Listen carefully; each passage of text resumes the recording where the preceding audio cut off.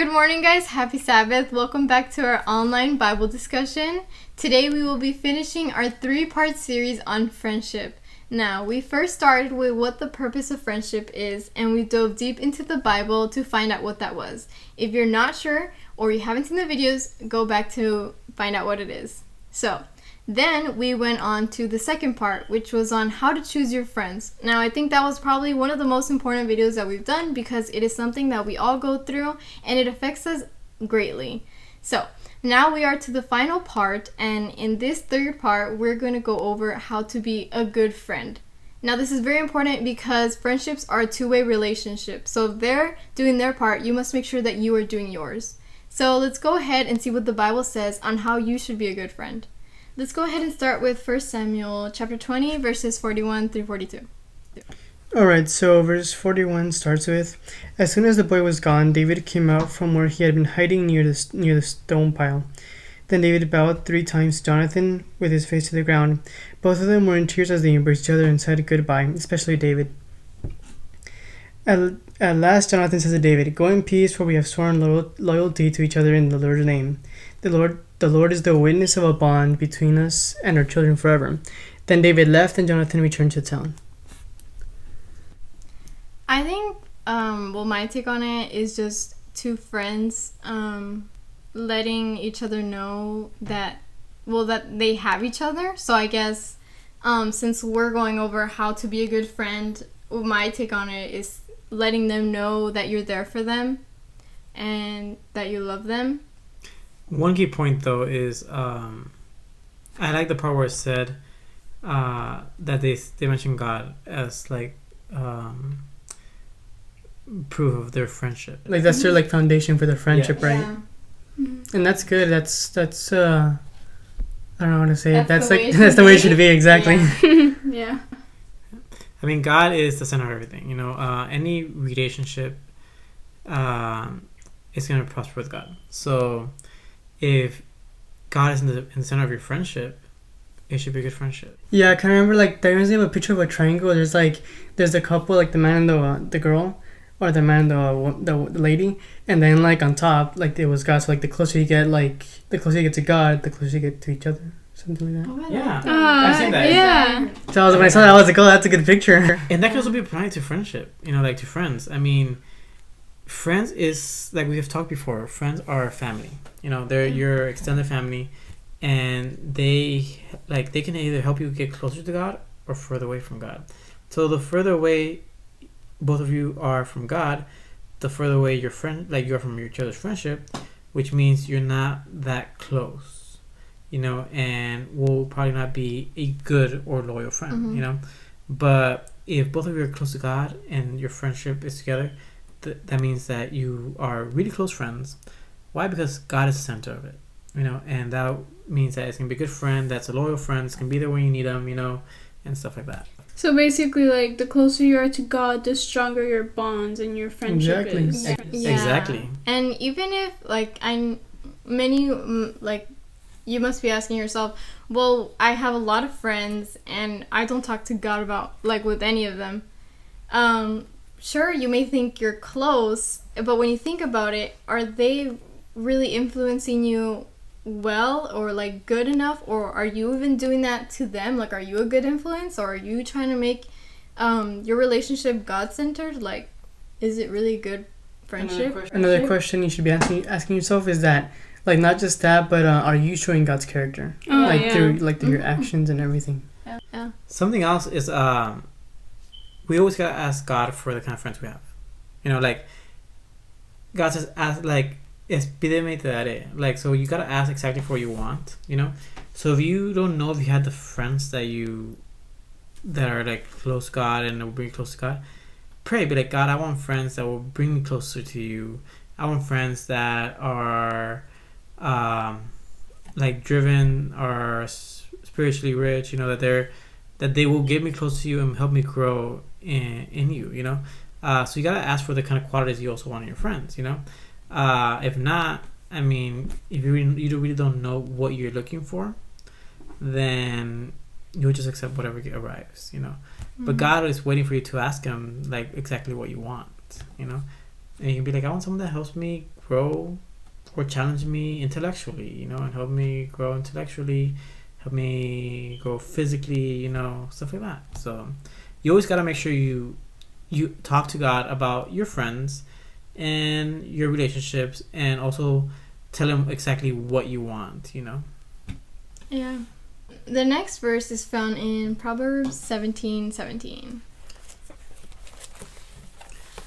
Proverbs 17:17 says, "A friend is always loyal, and a brother is born to help in time of need." A friend is always loyal, and a brother is born. Okay, and a brother is born to help in time of need. So what do you guys understand like that? From that? So both of them are kind of as equal as each other. Like the Yeah. friend is loyal, and so is the brother, because he was born to do that. Like he was born to be there for the other Well, it's- person. Go I'm ahead. sorry. It's basically stating that a friend is like family. Mm-hmm. You know, a friend, they might not be blood, but they are close family, that they'll act like the siblings or the family that you have, and they'll be there loyal and help support you just like your brother supports you. Exactly, and that's what I thought from this verse. Like, a friend is loyal, but there's also friends that are like family. So when is it the point that your friend It's a family. becomes your brother? And it says in the time of need, the time when you really need them, that's when your friendship, and when you really need them and they're there for you, that's where the next level is achieved, and I guess the level of brother is born. So yeah. I think it's just like, well, the commitment they show to you. I think that's when it shows when they can really be a brother or like a family, like seen as family, like how committed are they to you, not only when you're there like in the good times, but also like what you said, when like you really need them. Yeah, I've heard there's like, I think a saying says like, who are your friends that when you have a flat tire at 2 a.m. you can call and they will show up, you know. And it's true, like, okay, so I know it's a little exaggerated, like at 2 a.m, like, and you have a flat tire, but who, like, if you think right now, who can you call right now that no matter what time you call them, whether it be 2 a.m, like, they'll be like, I got you, I'll be right there, you know. It's a good thing to think, like, who's there. And I mean, obviously family is there for you always, Yeah. but there's also like, for people that go out to like college in different places where they don't have family, do you have friends that will support you. Yeah, that would be like family, you know, because if you go out of your hometown for college, then I mean, for your parents or actual brothers to travel 6 hours for a flat tire is not gonna make any sense, you know. So yeah, so I mean, we also need those friends that are like family. Mm-hmm. And the next verse is found in John 15 verses 12 through 13. John 15:12-13. It says, "This is my commandment, love each other in the same way I have loved you. There is no greater love than to lay down one's life for one's friends." That is Wow. true selflessness. That is very Yeah, selfless, true yeah. That And is that's when you can really see if they're a friend that you can really count on, that you see them as family, that you would do the same for them, because a family member would obviously be that amount of selfless. So yeah.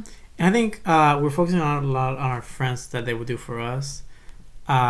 So Would we do that for them? exactly, Yeah. would you be the friend that will also, like, someone may be able to do that for you? Be like, I'll be there at 2 a.m. for you.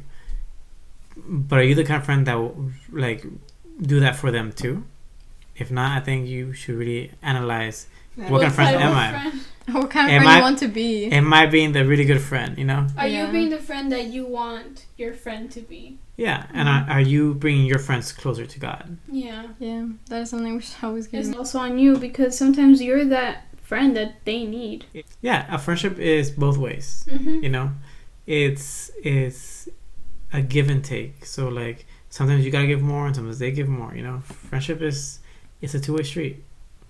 And the final verse is found in Philippians 1 verses 3-4. So I'll go ahead and read that. It says, "Every time I think of you, I give thanks to my God. Whenever I pray, I make my requests for all of you with joy." That is something we should all do. If you don't already pray for your friends, I think you should really do that, because it's something like we all should pray for one another, for your family members, for your friendships, for your friends to grow and prosper on their own, but also in your relationship with them and the relationship that connects you with God. Also, we gotta remember that many people are fighting private battles. Like one of your friends might be going through something really hard, but they don't feel comfortable enough to talk about it. So you always gotta pray for them also, in the sense of like, if they are going through something, like help them through it, you know, because sometimes they don't want to talk about it because it's something very personal, but the prayer will help them, you know. So I'm going to read some things that we should all keep in mind for being that good friend or being that good family member that everyone deserves and that you deserve as well. So some things that we should consider are: think of specific things that you could say or do to show your friends you care about them, and be sure to do them. Ask how they are, you know? Like, know that you are thinking of them and that you are there for them. Send them a message every now and then. Be like, if you haven't talked to them for a while, like, hey man, just How you been? how you been? I mean, I haven't heard from you in a while. Just how you doing? It's always nice to check up on your friends. Yeah. And I know I said this before, but especially right now because of this quarantine, like there's a lot of like, how do you say it? Single children? Wait, how do you the people that only child? Only child. There you go. There's a lot of only childs like out there, and like they're not all blessed enough to have siblings with them or like people with them constantly throughout the day. So I think those are the most important, that like we should think about them a lot, because I mean It's tough. it is It tough. is. Like I don't know. I can't imagine. No, yeah, and I mean, just check up on them, tell them thank you, make sure they know that you appreciate them and that you're there for them whenever they need you. Mm-hmm. The second thing that we should consider is that friendships require a sacrifice of time, energy, and resources. So focus on giving rather than receiving. I think that's like a basic one that like we all know and agree on, but it is something that I feel like a lot of people don't really think about, you know, and it should still be applied to our lives. Yeah, it's always better to give than to receive, Mm-hmm. you know? Yeah. And you feel better. And one of the greatest things that you can give someone is your time, Yeah. you know? We've talked about time before, how like it's the one thing that you can steal and you can never return. One thing you can But- never get back.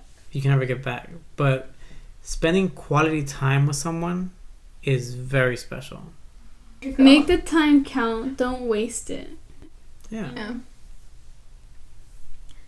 The final thing is develop a reputation of trust. Avoid doing things that hurt the relationship, and be willing to apologize if you fail. I guess, yeah, we gotta recognize when we mess up, Yeah. you know? And Which may be tough on some people. I think it's tough on a lot of people. Yeah. I think naturally we don't like to admit when we're wrong, Yeah. you know? But it We takes a lot. have to. And if you want to make your friendship or Grow relationship stronger. work, yeah, it's trust. yeah, you gotta have trust. Trust. So yeah, that was the last and final thing. All right, guys. Well, that's what the 3-part series for friendship. If you have not seen part 1 or part 2, you can go back to the previous video, and it says friendship part 1, part 2.